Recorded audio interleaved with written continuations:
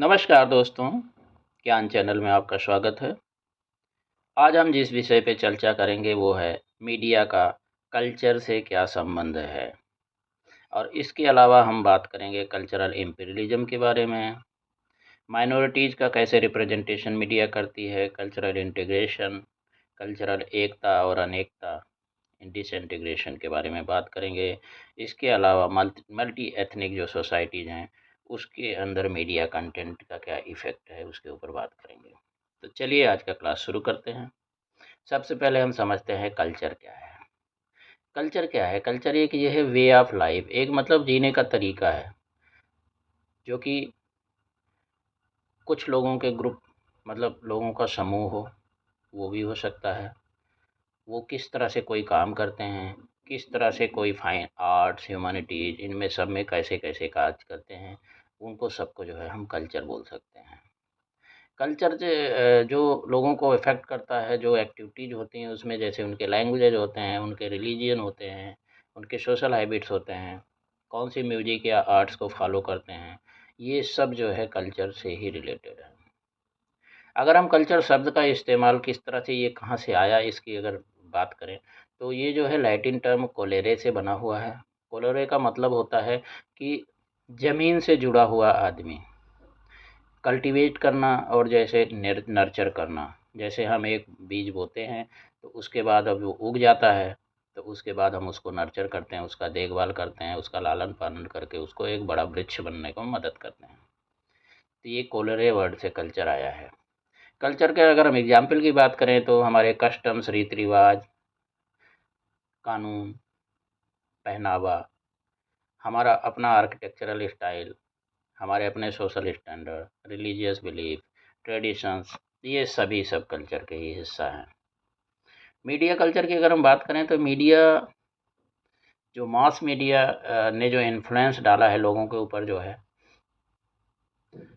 उससे जो culture create हुआ है, कहने का मतलब मीडिया ने जो है जो अपना एक कल्चर जो बेचा है पब्लिक के बीच में, तो उसको हम मीडिया कल्चर बोल सकते हैं। मीडिया कल्चर अगर हम एक्चुअल समझें तो ये मेजर इसका जो है फैक्टर है मेन स्ट्रीम कल्चर में, क्योंकि ये सोसाइटी के ओपिनियन को, उनके वैल्यूज़ को, उनके टेस्ट्स को, उनके एटीट्यूड को, उनके हाव भाव को और इसके अलावा जो इन्फॉर्मेशन अवेलेबिलिटी है उनको सबको अफेक्ट करता है। मीडिया सबसे पहले तो क्या करता है कि कल्चरल मैसेजेस को ट्रांसफ़र करता है एक जगह से दूसरी जगह, जिससे हम किसी भी कल्चर को हम लोग जानने, समझने, पढ़ने, लिखने, देखने का हमें मौका मिलता है और हम किसी कल्चर को समझ सकते हैं। दूसरा जो है, ये जो कल्चरल मैसेजेज हैं, उसी सेम ही कल्चर के अंदर वो उसको किस तरह से अलग-अलग जगह पे अलग-अलग तरीके से कैसे उसको फ़ॉलो किया जाता है और उसको किस तरह से जो है इस्तेमाल किया जाता है, इसके ऊपर भी मीडिया जो है हमें बताता है। कहने का मतलब ये बहुत बड़ा मैसेंजर का काम करता है कल्चर के साथ। अब हम बात करेंगे कल्चरल इम्पीरियलिज़्म की। तो इम्पीरियलिज़्म का आप जो है वर्ड आप ये समझ सकते हैं कि जब जो सोसाइटीज़ थीं पहले जो है, जैसे ब्रिटिश जो है क्या है वो उसका जो है एक अपना जो है इम्पीरियलिज़्म था उनका। उन्होंने जो है बहुत सारी कंट्रीज़ को कॉलोनीज़ अपना बना रखा था। तो किस तरह से उनका कल्चर किस तरह से उनकी कॉलोनीज़ में बढ़ा है, तो उससे जो है हम समझते हैं कि कल्चर फैलने में किस तरह मदद मिली कॉलोनीज़ को। आज जो है हम देखें तो हमारे यहाँ पे जितनी भी जो जब ब्रिटिश की हम कॉलोनी थे तो उस टाइम पे बहुत सारी चीज़ें, बहुत सारे मोनूमेंट्स, बहुत सारे बिल्डिंग्स, बहुत सारी चीज़ें बनाई गई जो कि उनके जो है कल्चर को दिखाती हैं और वो किस तरह से लोगों के बीच में रहते थे, कैसे रहते थे। और हर चीज़ में चाहे आप जो भी डिपार्टमेंट में उसके अंदर उन्होंने अपना एक छाप छोड़ा, एक अपना तरीका अपना डाल के गए हैं जिसको आज भी बहुत सारी जगह पे फॉलो किया जा रहा है।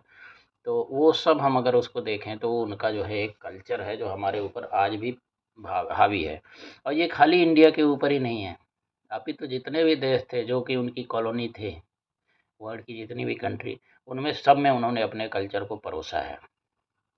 इसी तरह से अमेरिका का भी रोल बहुत ज़्यादा जो है उनको कल्चरल अपने कल्चर को बढ़ावा देने में है। चाहे वो उनको हॉलीवुड की मूवीज़ के माध्यम से हो, चाहे जिस तरह से आप समझें, लेकिन अमेरिका ने भी काफ़ी जो है लोगों के और दूसरी कंट्रीज़ के कल्चर्स को काफ़ी प्रभावित किया है।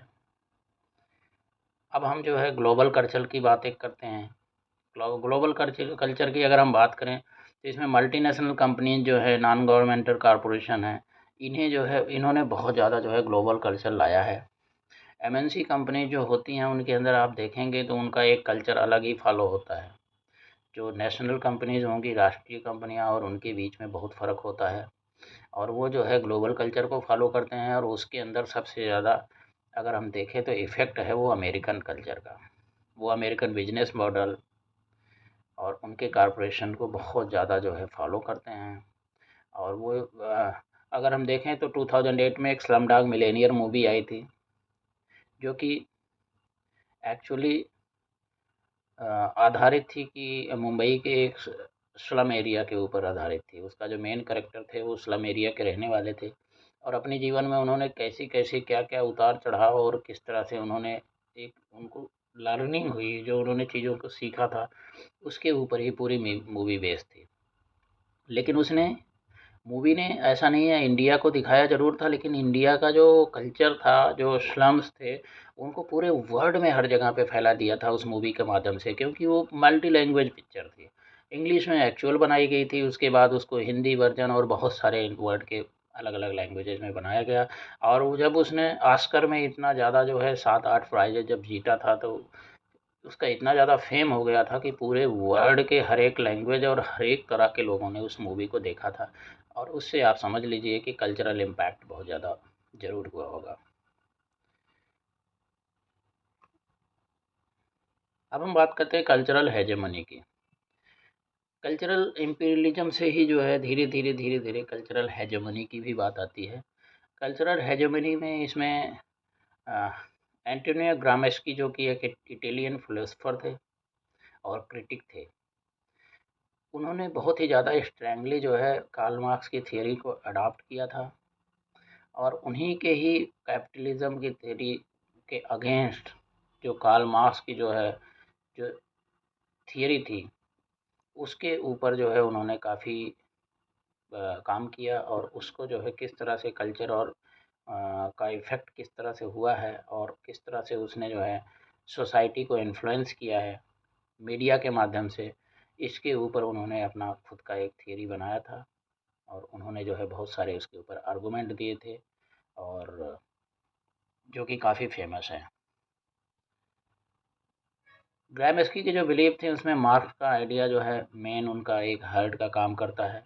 ग्रामेस्की के अलावा से जो कैपिटलिज्म का जो हेजेमनी है, जो कंट्रोल करते हैं कैपिटल को, वो इकोनॉमिक पावर और कल्चरल पावर को भी कंट्रोल करते हैं। ये मार्क्सिस्ट के जो है जो क्लास स्ट्रगल है उसके ऊपर ही आधारित है और उन्होंने दिखाया है कि एक क्लास दूसरे क्लास के ऊपर, जो पावरफुल क्लास होता है वो दूसरे क्लास को कैसे किस तरह से अफेक्ट करता है। इसी तरह से जो है उनका जो है कल्चरल हेजेमनी आज भी पुअर के ऊपर, जो रिच लोग हैं उनका किस तरह इफेक्ट होता है, उस तरह से आज भी उनका जो हेजेमनी वाली जो थियरी है वो आज भी हर जगह पे दिखाई पड़ती है। अभी हम बात करते हैं रिप्रेजेंटेशन ऑफ माइनॉरिटीज़ मीडिया के द्वारा। मीडिया जो है माइनॉरिटीज़ को काफ़ी रिप्रेजेंट करती है और इसमें कोई दो राय वाली बात नहीं है कि जो माइनॉरिटीज़ हैं उनको जो है किस तरह से पोर्ट्रे करना है, उनको किस तरह से लोगों के बीच में लाना है ताकि उनके अंदर चेंज हो और उनके लिए उनके भी डेवलपमेंट के लिए काम किया जाए। इसके अंदर जो है जितने भी पुअर सोसाइटीज़ हैं और जो माइनॉरिटीज़ हैं उनके ऊपर जो है मीडिया का काफ़ी ज़्यादा जो है इफ़ेक्ट है। अगर हम माइनॉरिटी की एक्चुअल में अमेरिका के अंदर बात करें तो वहाँ पे रेसिज़्म बहुत ज़्यादा है। रेसिज्म का इफ़ेक्ट इतना ज़्यादा है कि 1987 से 2009 तक के बीच में अ, एक एनालिसिस किया गया यूएस टेलीविज़न शोज़ के, कि किस तरह से जो है उसमें कितना पार्टिसिपेशन जो है लोगों का व्हाइट्स एंड नॉन व्हाइट्स का है। तो उसमें पाया कि व्हाइट्स जो है 88% जो है रेगुलर जो कैरेक्टर है उनके अंदर उनका इम्पैक्ट रहा है, जिसमें 21.6% जो है जब सबसे पीक में जो है ब्लैक्स का पार्टिसिपेशन रहा तो 21.6% ओनली रहा है। इसके अलावा एशियन करेक्टर्स की अगर बात करें तो 2.8% और लैटिन करेक्टर्स की बात करें तो ओनली 3% मैक्सिमम पीक पे रहा है। तो इससे दिखाता है कि जो है माइनॉरिटी और मेजॉरिटी की बातें जो हम करते हैं वो एक्चुअल में जो है यूएस के अंदर भी उनकी सोसाइटी में कितना ज़्यादा प्रभावी है। ये बहुत सारी जो है उन्होंने और भी कई चीज़ों के ऊपर चेक किया तो जो करेक्टर्स थे 2336 2336 रेगुलर करेक्टर थे 12 टेलीविज़न सीजन्स के अंदर अमेरिका के अंदर। तो उन्होंने बोला खाली 3 करेक्टर थे जो कि जो है नॉन व्हाइट थे, उसके अलावा सारे के सारे करेक्टर्स ओनली व्हाइट से थे।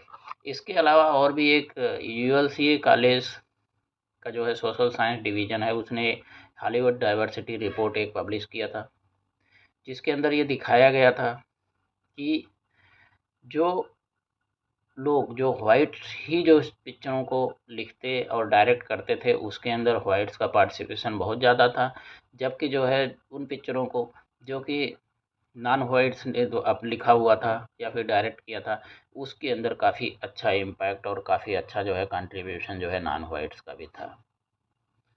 तो इस तरह से हम देख सकते हैं कितना ज़्यादा जो है इम्पैक्ट है आज भी सोसाइटी के अंदर माइनॉरिटीज़ का। अभी हम बात करते हैं मीडिया एंड कल्चरल इंटीग्रेशन और कल्चरल डिसइंटीग्रेशन। कल्चर मीडिया जो है क्या काम करता है कल्चर के अंदर, वो एक ग्लू का काम करता है। बहुत सारे ग्रुप इंडिविजुअल्स को जो है एक दूसरे के साथ जोड़ने का काम करता है। इसके अलावा जो है उनके अंदर एक सेंस ऑफ आइडेंटिटी का और उनका साइकोलॉजिकल स्टेबिलिटी का भी काम करता है मीडिया। तो इस तरह से हम बोल सकते हैं मीडिया जो है कल्चरल इंटीग्रेशन में इसका काफ़ी ज़्यादा इम्पैक्ट है। इसी तरह से दूसरा इम्पैक्ट इसका कल्चर में जो है कल्चरल डिसइंटीग्रेशन में भी इम्पैक्ट है, क्योंकि जो दूसरे कल्चर्स हैं जिनको मीडिया परोस रहा है लोगों के बीच में, वो अगर अपने कल्चर को छोड़कर उस कल्चर को फॉलो करना शुरू कर देंगे तो फिर उनका खुद का भी कल्चर क्या है डिसइंटीग्रेशन हो जाएगा। तो कल्चर्स बहुत सारे बोलते हैं कि कई लोग बोलते हैं कि नहीं कल्चर जो है स्टैटिक होते हैं, इसमें कोई चेंज नहीं होता है, थोड़ा थोड़ा चीज़ों को वार्डन करते हैं लेकिन एक्चुअल कल्चर सेम रहता है, बट ऐसा कुछ नहीं है। डिसइंटीग्रेशन जितना इंटीग्रेशन में काम किया है मीडिया ने, उससे ज़्यादा मीडिया ने जो है डिसइंटीग्रेशन में काम किया है। और किसी भी जो है ज़्यादा समय तक बोलते हैं ना कि कल्चर कोई भी जो है आइसोलेशन में नहीं रह सकता है, तो इसीलिए क्रॉस कल्चरल साइकोलॉजी जो है बॉस्टन ने लिखा था 1997 में, और उस जॉन बेरी और डेविड सैम ने इसको डिस्क्राइब किया था कि कुछ स्ट्रेटजीज होते हैं, एडाप्टेशनल स्ट्रेटजीज होते हैं, वो इंडिविजुअल्स एम्प्लॉय करके कल्चरल ग्रुप्स के साथ जो है उन्होंने किस तरह से जो है उसको एम्प्लॉय करके किस तरह करते हैं जिससे कल्चरल डिसइंटीग्रेशन से डिसइंटीग्रेशन की तरफ भी कल्चरल बढ़ सकते हैं। तो ये सारी थियरी और ज़्यादा स्टडी जितने भी किए हुए हैं इसमें यही पाया गया है कि जो डोमिनेंट कल्चर होता है वो एक्चुअली जो है कुछ समय के बाद उसके इफ़ेक्ट की वजह से ओरिजिनल कल्चर को अपने छोड़ देता है और वो दूसरा जो डोमिनेंट कल्चर होता है उसको आदमी फॉलो करना शुरू कर देता है। इस तरह से कल्चरल इंटीग्रेशन डिसइंटीग्रेशन जो हम बोलते हैं तो ये जो है होता है। और ये सबसे ज़्यादा होता है जब क्या होता है, नंबर एक ग्रुप जो है कोई है वो उसके बाहरी उसमें वातावरण में बदलाव हो जाता है, एक्सेप्शनली बहुत ज़्यादा लार्ज बदलाव होता है, चेंज जब बहुत तेज़ी से होता है, कल्चरल ग्रुप का जो है कोई भी चेंज प्रोसेस में कंट्रोल अपना अंदर नहीं होता है, तब जो है बहुत ही तेज़ी से डिसइंटीग्रेशन होता है कल्चर। अगर हम 1940 की बात करें तो यूएस गवर्नमेंट ने एक आइसलैंड था पैसिफिक साउथ पैसिफिक में, एक बिकनी आइलैंड था। बिकनी आइलैंड को यूएस गवर्नमेंट ने क्या किया, उन्होंने बोला कि हम इसको न्यूक्लियर टेस्ट साइट बनाएंगे और वहाँ के लोगों को सबको जो है सारी पॉपुलेशन को रिलोकेट कर दिया दूसरी जगहों पे। अब वो ओरिजिनल कल्चर जो वहाँ पे थी वो इसके लिए बहुत बड़ा लॉस था और सारे सारे जो है उनका कल्चर धीरे धीरे दूसरी जगहों पे जा कर के और वो पूरा का पूरा ख़त्म हो गया और वो कल्चर ही बिल्कुल हमेशा के लिए ख़त्म हो गया, क्योंकि वो बाकी कल्चरों में आके मिक्स हो गए। अगर हम नटशल में बात करें तो कल्चर एक ऐसी चीज़ है जिससे एक ग्रुप और इंडिविजुअल जो है सर्वाइव करते हैं और अपना खुद का एक एनवायरनमेंट क्रिएट करते हैं। इसी के साथ कल्चर जो है सर्वाइवल और इसके साथ नर्चरिंग का जो है किसी भी व्यक्ति या फिर एक सोसाइटी को नर्चर करने का काम करता है। कहने का मतलब उसको पालने पोसने का भी काम करता है।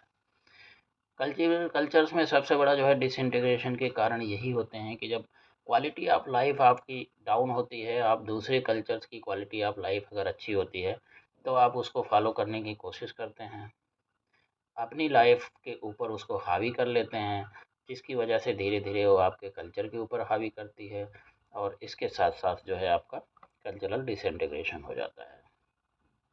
अगर हम मीडिया कंटेंट की बात करें मल्टी एथनिक सोसाइटीज़ में, तो एकेडमिक यूशी थे, तो उन्होंने एक ऑपरेशनल डेफिनेशन एथनिक मीडिया के लिए लिखा था कि ethnic media are often regarded as media by and for ethnics in a host country with content in ethnic languages. तो जो एथनिक कंट्रीज होती हैं उनके एथनिक लैंग्वेजेज होते हैं, तो मीडिया जो होती है जो उन्हीं के द्वारा मीडिया रिप्रेजेंट की जाती है, जो उनकी खुद की मीडिया होती है उसको बोलते हैं क्या, एथनिक मीडिया। सी ने ये भी बोला था कि ethnic media can be published by big ethnic media groups. Ethnic media को जो है बहुत बड़े बड़े मीडिया एथनिक मीडिया ग्रुप्स के द्वारा पब्लिश किया जा सकता है और उनके खुद के जो है अपनी कम्युनिटीज़ के लिए उनका जो ऑर्गेनिक कम्युनिटीज़ हैं जो एक्चुअल हैं पहले से ही रूट से, उनके लिए जो है वो पब्लिश की जा सकती हैं। इसी तरह से न्यू अमेरिका मीडिया के ईगा बुचविंदर ने भी जो है ऐड किया है कि हमारा ऑर्गेनाइजेशन ये डिफ़ाइन करता है कि हमारा कौन से पब्लिकेशन मेन क्या होने चाहिए, क्या क्या चीज़ें हमें पब्लिश करते हैं टेलीविज़न के अंदर, रेडियो में, ऑनलाइन, प्रिंट, मैगज़ीन, सारे पब्लिकेशन जो होते हैं स्पेसिफिक एक एथनिक कम्युनिटी को रिप्रेजेंट करते हैं। ये लैंग्वेजेज में भी हो सकता है और ये बाईलिंगुअल में भी जो है स्पेसिफिक कम्युनिटी को रीच करने के लिए किया जा सकता है। News, television, radio, online, print, magazines, outlets और बहुत सारी चीज़ें हैं जो एथनिक मीडिया को क्वालिफ़ाई करते हैं और वो जो है एक पार्टिकुलर एथनिसिटी को ही जो है एडवोकेट करती हैं। डाउनिंग में कहा है कि these may along with language and dialect act as a media force somewhere between shock absorption and psychic validation in the often fraught atmosphere between ethnic majority and ethnic minority। तो बोलते हैं कि ये जो है एक शॉक एब्जॉर्ब करने का काम करता है, मतलब जब अदरवाइज अगर उसको शॉक को एब्जॉर्ब नहीं किया कर पाएंगे तो फिर क्या होगा कि आपके कल्चर का डिसइंटीग्रेशन शुरू हो जाएगा। तो डिसइंटीग्रेशन को बचाए रखने के लिए एक शॉक एब्जॉर्बर का काम करता है। कौन करता है, आपका एथनिक मीडिया, जो आपकी ओन सोसाइटी अपने कल्चर के अंदर से जो मीडिया बनती है वो एथनिक मीडिया होती है, आपकी लोकल मीडिया समझ लीजिए। तो इसलिए जो है लोकल मीडिया और एथनिक मीडिया का काफ़ी ज़्यादा जो है इम्पैक्ट है। अगर हम एथनिक मीडिया को बात करें कि एज ए अल्टरनेटिव मीडिया, तो इसके ऊपर बहुत सारे डिबेट्स हुए हैं अल्टरनेटिव मीडिया के ऊपर और इसमें कई सारे क्वालिफाइंग फैक्टर्स देखे गए हैं, लेकिन एथनिक मीडिया डेफिनेटली जो है ये एक डिफ़ॉल्ट अल्टरनेटिव मीडिया का ही काम करता है। बहुत सारे एकेडमिक्स हैं, जॉन डी.एच. डाउनिंग, यूशी, क्लेमेंसिया रॉड्रिग्स, इग्ना बुचबिंदर, ये सारे इन लोगों ने जो है बहुत सारे जो है इसके अंदर स्टडी की है और बहुत सारे अपने अपने डिस्ट्रीब्यूशन अपने अपने खुद के ओन जो है उनके आइडियाज़ उन्होंने जो है डाला है उसके अंदर कि किस तरह से एथनिक मीडिया इम्पैक्ट करती है सोसाइटी को और उसको जो है डिसइंटीग्रेशन से बचाती है।